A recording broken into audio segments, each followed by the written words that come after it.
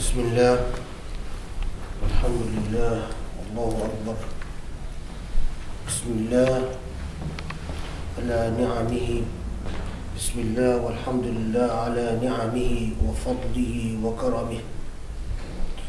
والله أكبر على كل من بغى وتجبر وتكبر، ولله الحمد.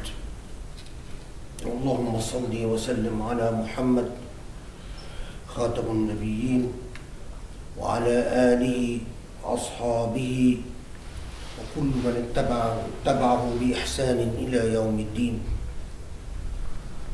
قال الله في محكم آياته: اذكروني أذكركم ولذكر الله أكبر.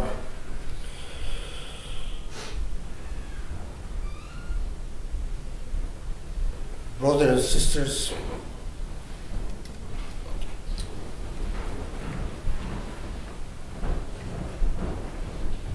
Allah has given us in many ways a integrated, well put, coordinated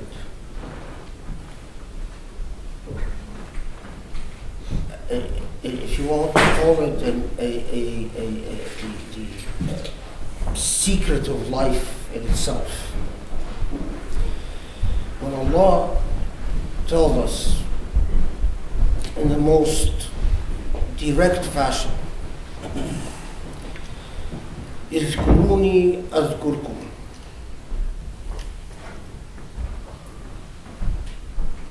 remember me, I remember you. وَلَذِكْرُ اللَّهِ أَكْبَرُ, remembrance of God is greater than anything else. And from hadith reported from the Prophet,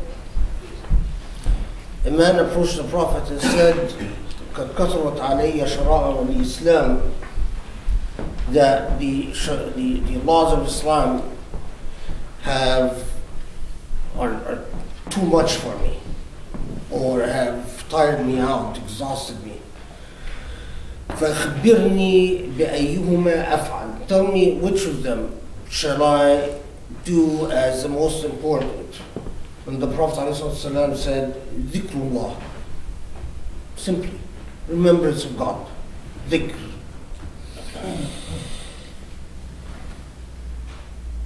In another hadith, the Prophet ﷺ says, أخبركم بما هو أو كما قال أخبركم بما هو أعظم من المال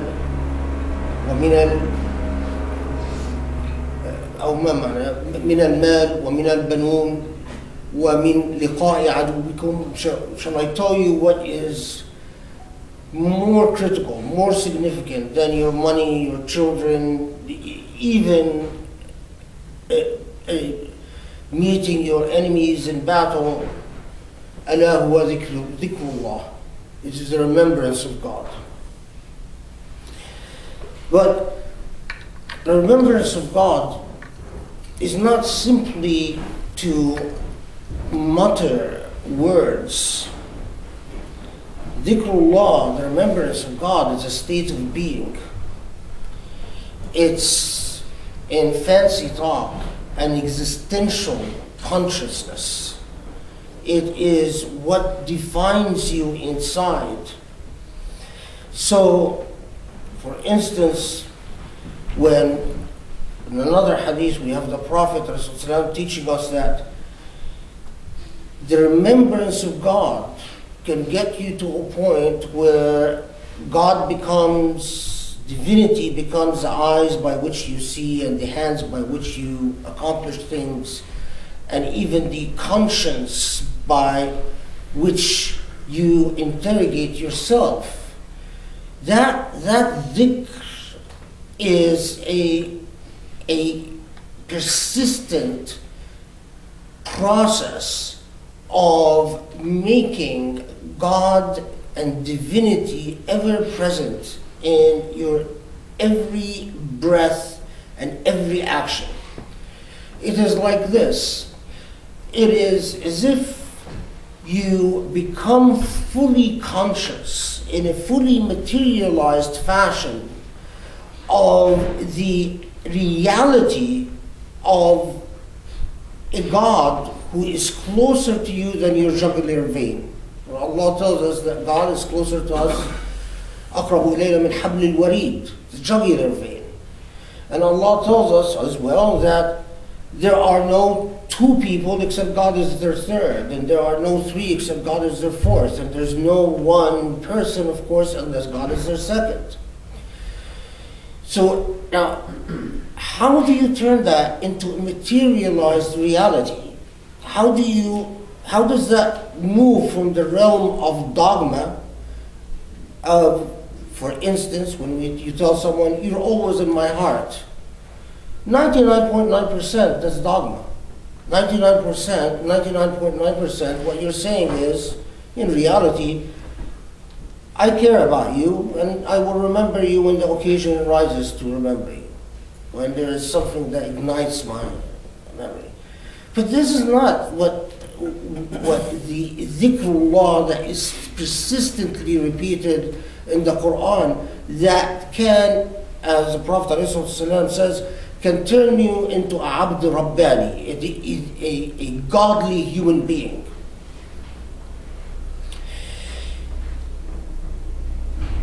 One of the elements of Aqidah, one of the important doctrines of Aqidah, is when Allah speaks about those who have truly rekindled the remembrance of Allah, and describes them as the light of God, as if the light of God precedes between their hands, as if the light of God flows between their hands. And the add to this, or remember, in addition to this, the Prophet ﷺ's well-known dua, Allahumma ij'al li nuran, give me a light before my eyes, a light in my ears, a light in front of me, a light behind me. What is the Prophet talking about in the invocation of the idea of a light? And how do you have a light in your eyes and a light in your ears and a light before you and behind you? What this light is a state of what they call ihsan, or the state of beautification that follows from a consistent and persistent internalization of the divine within you. In other words, you are created by God, and God is never without you. And you are never without God. God is a persistent presence in every state of being that you are in. God never forgets that. It is you who forgets that. It is human beings who are capable of forgetting that. If so, and when you do forget that, you forget the divine in you. It's as if you have the, I'm not a person tuned into the modern world with all its fancy stuff, but it's as if you have the super drive leveled within you, but you ignore it. You go on with whatever is entirely physical and material without what is essentially the most important component in you, the metaphysical. Now, of course, I know that I'm talking to mostly students. Remember a time, if you want to sense that metaphysical, that Nurani part, that luminous part, if you want to come in touch with that part of dhikr, that part where you become fully aware of the divine and the godly within you. Think of the moments where you apply for a college that you truly want, and this fleeting instant before you receive the news that you anticipate, and the way your heart clings to the divine, or in anything that you've truly desired, or the love of someone, or a job that you seek, or a desire that someone not die, or the desire that someone become well enough. Now, for most of the time, that totality of that transparency between you and the divine, between when you speak and you're fully confident that God hears you, that Allah hears you, that Allah is present. And in fact, for the instant that Allah gives you what you want, the first thing, if you'll say, Alhamdulillah. Problem is that beyond this instant, as soon as it passes, we go to full human physical mode again. We forget the remembrance, the dhikr, and we start negotiating that truly transcendental moment by saying, well, we allow all the skepticism about, well, maybe we made it in by our own effort. Maybe it was medicine that brought it. In other words, it's anything but that transcendental moment that gave us what we want. And in this, we miss out on a critical purpose of our very creation. And that is to be ibad rabbaniyun, to be godly beings, not just within our claims, not just in the way we, in a legalistic sense, but more importantly, in the way our mind thinks, in the way our conscience works, in the way we treat others and others treat us. In other words, for a Abd Rabbani, for the goodness of a divine human being, or a human being who has internalized dhikrullah, needs no proof and needs no pretense. It is as obvious as the sun. It's as obvious as the goodness of Allah Himself, without any need for demonstrative proof, because it flows from within that being, that divine being that you nourish, that you kindle within yourself, expresses itself naturally and seamlessly, and without any a need for engineering. In the second khutbah, inshallah, I will tell you why I think it is critical, especially for people in your stage of life, to remember this. But I'll reserve this to the second khutbah. And in many ways,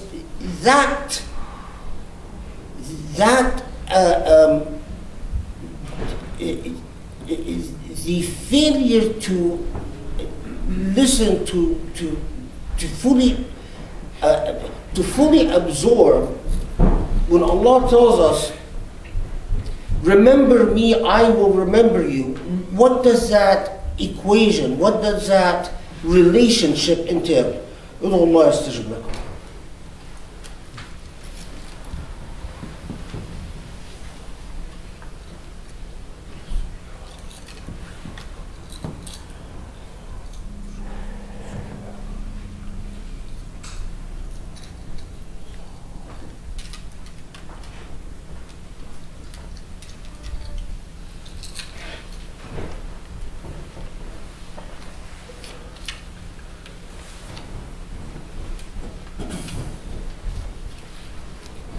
بسم الله الرحمن الرحيم الحمد لله والصلاة والسلام على محمد خاتم النبيين.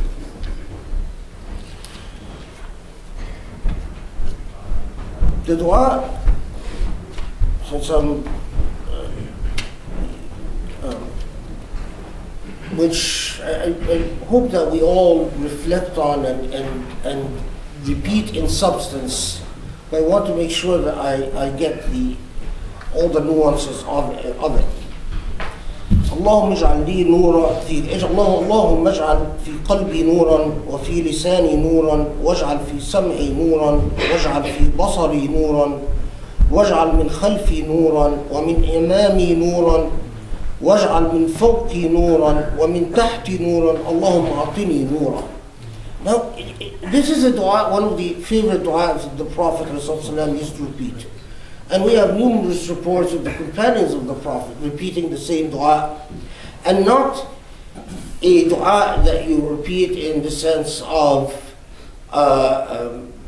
as you get in a car, you say, but a dua which was a practice in itself. So we have numerous reports that this is something that they worked diligently to turn into a material reality. Now, its meaning is as follows. Allah,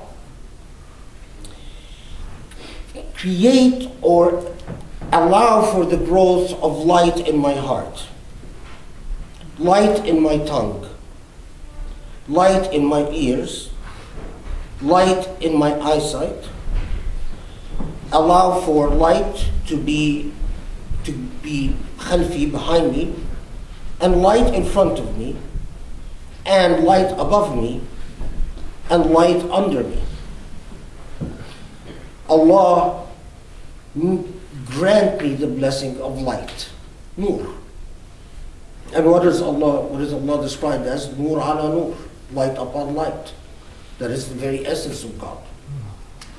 Right?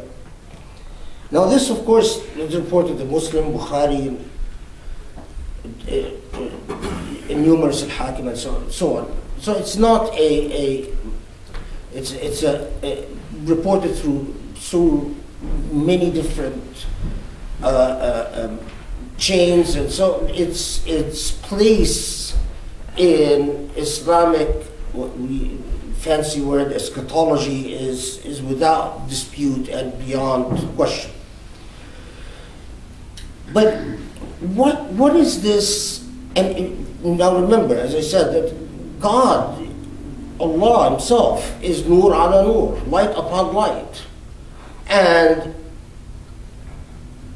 we know from the Sunnah of the Prophet that this materialization of pleading with God, that to transform you, to imagine, if you actually think quite literally, if our Prophet does not just say nonsense, when it says light between my hands, lights in my ear, light in my eyes, light behind me, light in front of me, light above me, under me, he's talking about being fully encompassed by light. Well, it's a reasonable inference. If nothing else, we can all agree that this light means being encompassed by divinity. But it is not simply the type of divinity that a relationship with divinity that comes from reading a book and God tells you do X and you do it.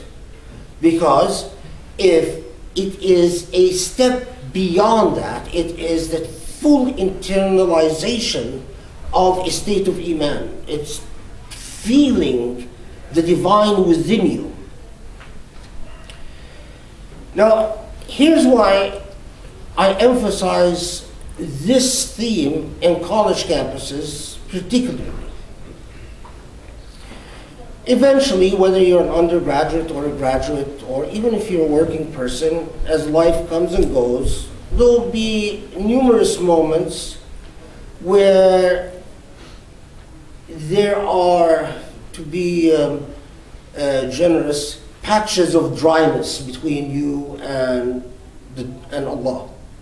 There will be numerous moments where even if you, and that would make you a very good person, even if you go on with the physical acts of ibadah, when you pray, you're thinking of everything but your prayer. And if you're fasting,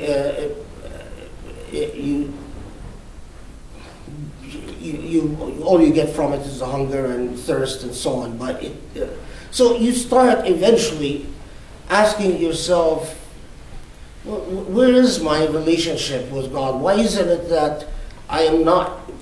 People talk about their hearts fluttering and their whole being being shaken to the point that as long as their relationship with Allah is good, it doesn't matter what happens in the physical world and so on.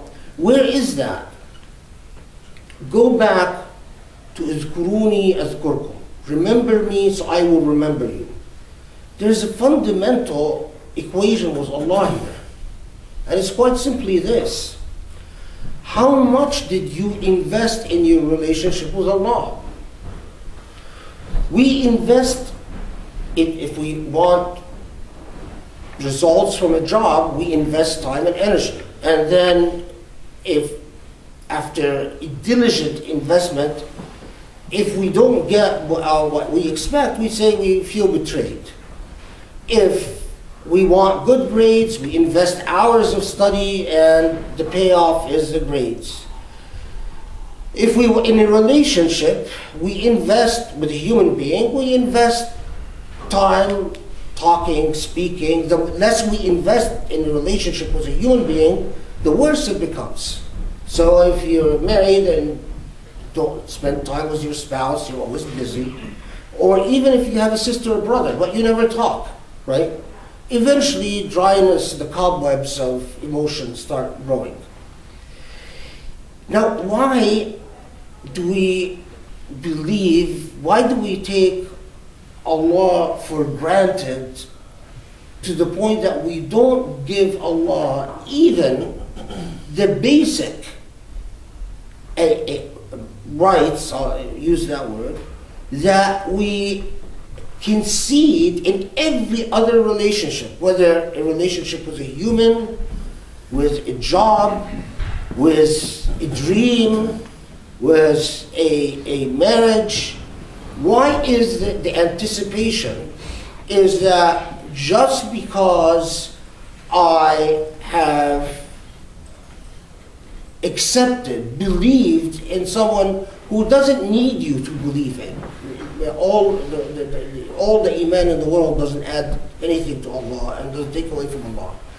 And who, if your remembrance of Allah is only for your own good, to what extent, before you reach that point where you say, I'm not sure about what I'm doing, I'm not sure what I am anymore, or the more successful in your life, and you remember this eventually as you, the more successful in life, the less your moments of fervent dua with Allah will become. The more secure financially you are, the less you're going to feel compelled to say, please Allah, please, just this.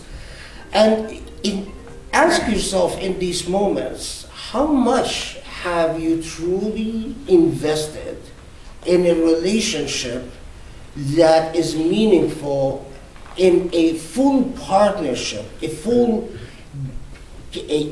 rekindling and reinvigorating the divine that accompanies you? To what extent have you been fair in that relationship, acknowledging that Creator who has been generous, merciful, kind, loving, unconditionally, and who is closer to you, to your jugular vein, which is often ignored by the ego of human beings. Allahumma anfa'na bima 'allamtana. Allahumma 'allimna min dinika ما ينفعنا في دنيانا وآخرتنا. اللهم اعف عنا واغفر لنا وارحمنا. اللهم لا تكلنا إلى أنفسنا طرفة عين،